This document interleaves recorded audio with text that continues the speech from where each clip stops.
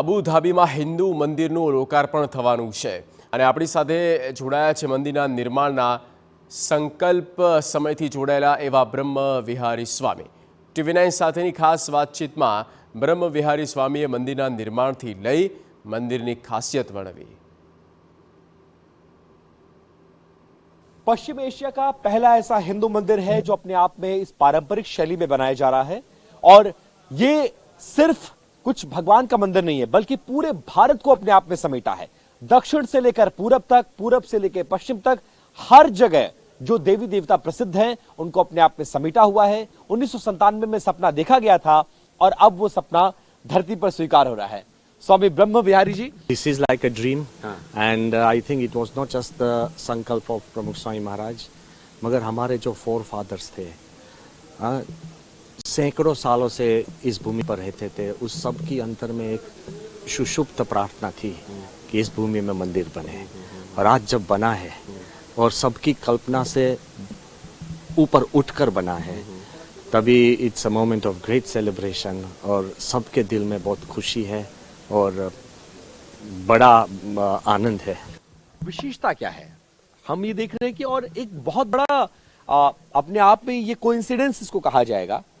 500 साल बाद राम लौट रहे हैं वहां पर और 34 साल बाद कोई प्रधानमंत्री आए, 20 साल 25 साल पहले एक सपना देखा गया वो साकार हो रहा है। तो 22 जनवरी को वहां और 14 फरवरी को ये कि अपने आप में कितना बड़ा संयोग है। इस मंदिर की विशेषता बताइए और इस संयोग पर क्या कहेंगे। देखो, मैं मानता हूँ that every place of spirituality और एवरी प्लेस ऑफ वर्शिप वो छोटी है या बड़ी है, वो ऐतिहासिक है व रूटीन, वो आध्यात्मिक है, उसमें भगवान की शक्ति और ताकत है। सो ये भी ऐसा मंदिर है जहाँ भगवान की एक भावना है और ताकत है। जैसा राम मंदिर कितने सालों से सबका सपना था और सबका पुरुषार्थ था और भावना थी, तो मैंने अभी भी बताया कि ये मंदिर के पीछे भी सबकी प्रार्थना और भावना है, मगर उसकी विशिष्टता क्या है। तो देखो, जो कुछ मंदिर बनते हैं it is also to address the current needs of the world. जो सांप्रत काल है उसमें क्या बहुत जरूरी है वो भी मंदिर में आता है। विशेषता क्या है गुरुजी, जरा इसकी बताइए, क्योंकि मैं तो आपको आपके बारे में जब मुझे मालूम चला कि गुरुजी ने जब सपना देखा आप तब से जुड़े हुए हैं और इस मंदिर को धरातल पर रहकर अगर किसी ने अपनी आंखों से पहली ईंट से लेकर यहां तक बनते देखा तो आप हैं। क्या विशेषता है, जरा आप हमको दिखाइए भी और समझाइए भी जरा क्या विशेषता है। तो देखो, मैं बताऊंगा, ये मंदिर में 7 शिखर है, 7 शिखर है, 7 शिखर तो हमें नजर आ रहे हैं। तो 7 शिखर के पीछे हमारी एक ग्रेटफुलनेस और हमारी जो आभार वृत्ति है वो हमने रखी है। क्यों? एमिरेट्स में 7 राज्य है, तो सिंबॉलिकली इसको भी हम आभार मानते हैं कि जहाँ राजा को दिल में एक स्पेस है, जगह है सबके लिए। ऐसी कल्पना किसी के पास थी भी नहीं, वो भी अरब देश में, अरब देश में, हिंदुओं के लिए, हिंदुओं की आस्था के लिए। और जब हम वहाँ गए थे, हमारे प्राइम मिनिस्टर भी थे मोदी साहब, और मैं खुद राजा के महल में था। जब भी उनको हमने बताया कि साहब एक कैसा मंदिर बने, एक जो कन्वेंशनल जो जैसा कोई मॉडर्न बिल्डिंग है ऐसा बना है और ट्रेडिशनल जो नक्काशी वाला है, उन्होंने बताया कि if it's a temple it should look like a temple. देखो इसकी दिल की अंतर में जगह। और मैंने तो ये भी सुना है कि राष्ट्रपति ने जब इस जगह को दिया, दान में दिया, और ये कहा कि 27 एकड़ भूमि हम आपको देते हैं, तो ये कहा ये मंदिर ट्रस्ट की तब तक रहेगी जब तक सूर्य इस धरती को प्रकाशमान करता रहेगा। देखो दिल की भावना कैसी है। और तभी भी हमारे जो प्रधानमंत्री थे उन्होंने बताया कि उनकी मैत्री ये राजा के साथ कितनी घनिष्ठ है, तो उन्हें बताया कि he and I are like brothers and that's when the king called me close and said all of us are like brothers। देखो दिल में जगह है और ऐसे लीडर्स आते हैं तभी द स्टार्स अलाइन। जरा हमें बताएंगे क्या क्या है जरा, क्योंकि दिख तो इतनी कुछ चीजें रही हैं, अगर इसको आप समेटने की कोशिश करेंगे तो कई दिन लग जाएंगे जब इतने साल लगे हैं। जरा ये समझाने की कोशिश करिए क्या है ये। कार्विंग में हमने हमारी जो गौ माता है उनका पहला कार्ड लिया, तो भारत का पहले प्रतीक है। और हमने ये कैमल्स भी लिए हैं। अच्छा, ये बड़ा अद्भुत है कि नीचे गौ माता अपने बछड़े को दूध पिला रही हैं और नीचे ये भारत की प्रतीक है और ये यूएई की का प्रतीक है। सो देखो पूरी भावना ये मंदिर में संवादिता की है। तो ये भी देख सकते हैं। हाँ। ये शुरुआत है जहाँ प्रमुख स्वामी ने शारजाह के डेजर्ट में जो संकल्प किया था, हाँ। उसका एक कार्विंग जीता किया जागता, है। हाँ। यस, अच्छा। सो वहाँ स्वामी जी है, सब देवोटीज थे। हाँ। और तभी किसी के मन में भी नहीं था कि अबू धाबी में ऐसा मंदिर बन सकता है। उन्होंने बताया कि एक दिन अबू धाबी में मंदिर बनेगा और देश नजीक आएंगे और संस्कृति नजीक आएंगे और धर्म नजीक आएंगे। और वो संवादिता की ये वैदिक कथा है। देखो, it's a story of 5 blind man. वो हाथी कैसा लगता है, दिखता है, वो तपाश करने के लिए जाते थे। और एक ने सोचा कि ये बड़ा पैन के जैसा है, बिकॉज उन्होंने कान पकड़ा। एक ने सोचा ये बड़ी दीवार जैसा है, क्योंकि उसकी पीठ पकड़ी। और ये इसने जो उसकी पूंछ पकड़ी, उसने सोचा कि अरे अरे हाथी तो एक रोप जैसा है। तो सब आर्ग्यूमेंट करने लगे। पर जब भी सबकी आंखें खुलती है, तभी ही हम final the main whole truth can be known. So वैसे सब beautiful stories from our Vedic scriptures and other scriptures and our moral tales. अच्छा, ये अबू धाबी का प्रतीक है। ये भी अबू धाबी नेशनल का। Animal National Dhabi. animal। Dhabi means oryx. अच्छा। तो ये ओरिक्स है, तो इस देश का भी प्रतीक हमने, अच्छा। क्योंकि मतलब हमारे ये मंदिर सिर्फ में हिंदू, आप देखिए कि ऊपर भगवान का शिव की लीला, गणेश जी, माता पार्वती नजर आ रही हैं। यहाँ मूषक मुझे नजर आ, यहाँ कार्तिकेय नजर आ रहे हैं। और उसके ठीक नीचे आबू धाबी का जो राष्ट्रीय नेशनल एनिमल है, Yes। आपने उसको भी स्थान दिया है। क्योंकि समझ लिए हमारे मंदिर में ये गणपित है। वहाँ normally it is elephants and horses.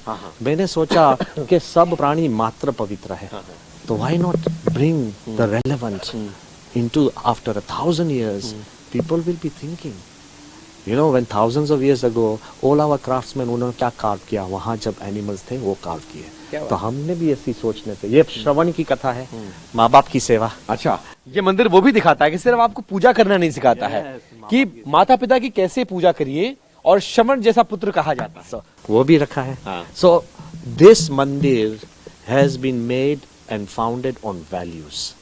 देखो, दुनिया में सब कुछ, हमारा ड्रेसिंग्स भी अलग अलग हो सकती है, सोच भी अलग अलग, मान्यता भी अलग अलग, हमारा दिमाग भी अलग अलग है, मगर values, love is love is love, faith is faith is faith. Bharat की कूटनीति का कितना बड़ा योगदान मानते हैं? आपने सपना तो 97 में देखा था, तो 2015 में ही क्यों, उससे पहले क्यों नहीं?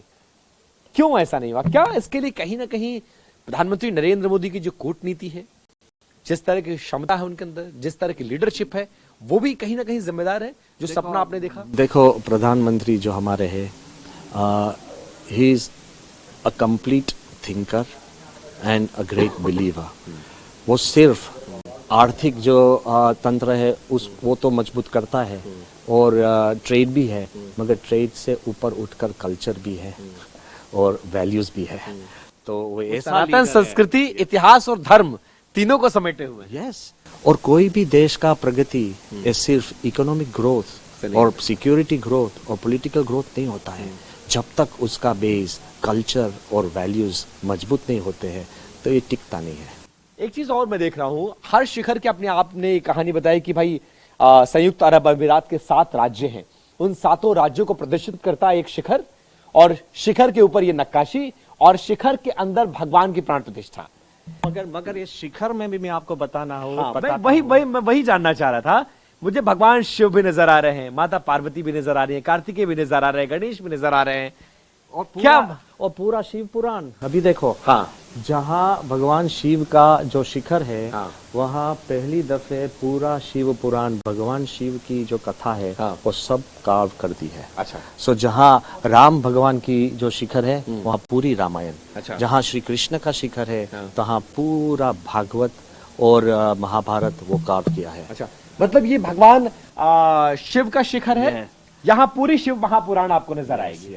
और मुझे साफ तौर पर नजर आ रहा है, वहां शिवलिंग नजर आ रहा है कॉर्नर में, बिल्कुल वहां सांप नजर आता है, यहाँ शेर नजर आ रहा है, गणेश जी नजर आ रहे हैं, माता पार्वती नजर आ रही है, और नीचे देखो अभी। हाँ, और नीचे फिर अगेन कैमल। सटल हार्मनी, आप देख सकते हो, ये हार्मनी की बात है, जहाँ it cannot be conditional, it has to be natural. So वैसा हमने सब जगह पर कार्विंग और सटल हार्मनी की भी बात। अच्छा, इनके पत्थरों की अगर हम बात करें, जयपुर का पिंक सैंडस्टोन, और ऐसे ही पत्थर अयोध्या में भी लगाए गए हैं, same. What is the similarity? मैं आपको बताऊं, ये पिंक सैंडस्टोन में पहली दफे मंदिर बनाना का किसी ने प्रयास किया हो, शुरुआत तो बीएपीएस और प्रमुख स्वामी महाराज ने। वो गांधीनगर जो अक्षरधाम बना वो पहला हुआ। तभी राम मंदिर के बनाने वाले सब कोई अशोक सिंगल जी और सब प्रमुख स्वामी के पास आए थे। स्वामी ने बताया था ये पत्थर में से आप बनाना चाहिए। और जो सोमपुरा जी है, चंद्रकांत भाई सोमपुरा, उसका नाम भी प्रमुख स्वामी ने ही अशोक जी को दिया था। अच्छा। सो दिस इज similarity है। Same stone. स्टोन से में मतलब जिन पत्थरों का इस्तेमाल अयोध्या के भगवान श्री राम लला के मंदिर के में किया गया है, सेम पत्थर यहाँ पर इस्तेमाल किए गए। सेम। अब आप जरा मुझे अंदर के इन व्हाइट पत्थरों की कहानी बताइए। बाहर से दिव्यता तो ये जो पिंक सैंडस्टोन है इसकी दिव्यता को बढ़ाते हैं, लेकिन ये जो इटालियन मार्बल है इस पर जो नक्काशी है ये क्या दर्शाती है? क्या सोचा गया, क्या प्लानिंग थी, क्या दिखाने की कोशिश है और क्या महसूस कराने की कोशिश है? देखो, जो मंदिर है उसकी एक ट्रेडिशनल आर्ट है और सोमपुरा इट्स ऑल जियोमेट्रिक और उसके माप होता है। So all the traditional measurements are done accordingly. If the pillar has the square of 11 feet then the entire temple will be having that structure. So ये structural है, traditional है, उसको रख कर हमने पिलर्स में भी बेखूबी बनाई है, वो हम देख सकते हैं। ये मार्बल एक्वा बियांका है। So it is not just Italian, it is from the same mines that Michelangelo got his white marble. And you can see how beautifully it has been carved. अच्छा, पहले वहां पे इस marble को खरीदा गया, भारत में नक्काशी के लिए भेजा गया, वहां से बना, फिर यहाँ आके फिट किया गया। और इस मंदिर की एक विशेषता और भी है, यहाँ सरिया इस्तेमाल नहीं किया गया, फ्लाई ऐश का इस्तेमाल किया गया ताकि इसकी उम्र को बढ़ाया जा सके। बिना किसी स्टील, बिना किसी सरिये के इतने बड़े मंदिर का निर्माण कैसे संभव है? देखो, इधर भी जब ये देश में हम सबके इंजीनियर्स और अथॉरिटीज के बात करते थे, कहाँ भी ऐसा बिना स्टील का बिल्डिंग ही नहीं है। तो हमने पूरा ये स्ट्रक्चर वो हमने ई टैब्स में रखा और कंप्यूटर लैंग्वेज में स्ट्रक्चर की strength to measure. It took us about 3 months to transport everything into the modern way so people could understand क्या कि बिना स्टील भी ये मंदिर टिक सकेगा। अभी 7 पॉइंट रिक्टर का एक अर्थक्वेक आएगा ना, 7.1 रिक्टर का अर्थक्वेक आएगा, फिर भी ये मंदिर कोई फर्क नहीं पड़ेगा। इतना मजबूत है। अब मैं देख रहा हूं, अब हम डोम ऑफ हार्मनी, सद्भाव का प्रतीक, मतलब शिखर भी है और गुंबद भी है। गुंबद तो आमतौर पर मुस्लिम धर्म में मस्जिदों में देखा जाता है, लेकिन आप लोग ने डोम ऑफ हार्मनी बना दिया, सद्भाव का अपने आप में यह प्रतीक। वसुधैव कुटुंबकम की अगर कोई बात करता है तो भारत है, पूरी दुनिया एक परिवार है और हम इसके एक सदस्य हैं, और वो इस मंदिर में मुझे नजर आ रहा है। देखो, अब तक हमने भी बहुत मंदिर बनाए हैं, मगर डोम में वो स्टार लीड कॉस्मिक रेफरेंस और देव देवता की मूर्तियां होती है। ये पहली दफ़े सब संत लोग इकट्ठे होकर सोचने लगे कि हमको कुछ नया बनाना है, तो वो स्थापत्य शास्त्र में उसकी सुमेल, उसका सब नियम अनुसार हम ऐसा डोम बनाए, वो हार्मनी बताए। तो आप देख सकते हो, सबसे पहला वो अर्थ है, पृथ्वी। तो पृथ्वी को दर्शा रहे हैं गौ माता और पृथ्वी, और गौ माता वो पृथ्वी का एक स्वरूप है। गोल से पृथ्वी का प्रतीक है वो, और गौ माता। ओके। और उसके बाद सेकंड लेयर में आप देख सकते हैं, सो फर्स्ट इज वो जल वो जल का पृथ्वी, शंख जो है वो जल में रहता है, और जल भी दिख सकते हैं। तो पृथ्वी, जल, अध्याय तीसरा आता है वो तेज। तेज किससे मिलता है? सूर्य से। और हमारे वहाँ 12 आदित्य से 12 आदित्य है, 12 types of sun, the dawn, the pre dawn, the post dawn, बड़ी सूक्ष्मता से हिंदू धर्म ने सोची है बात। So you can see the 12 types of sun. Then the fourth is पृथ्वी, जल, तेज, वायु। सो वायु में जो क्लाउड्स दिखते हैं, और क्लाउड्स के वायु देवता के जो व्हीकल है वो हिरण है, सो वो भी दिख सकते हैं, और वो भी मोमेंटम में। यस, इस मोशन। अच्छा, मोशन। यस, ठीक है। सो और पांचवा इज आकाश। तो आकाश में हमने तारामंडल और चंद्र लिया। अच्छा। और क्यों चंद्र लिया आप देख सकते हैं, चंद्रमा की पूरी कड़ा आप देख सकते हैं, वो बीच का चंद्र है, देन तीज का, देन चौथ, पंचम, वो चंद्रमा की फुल कला आकर वो पूनम फुल मून है।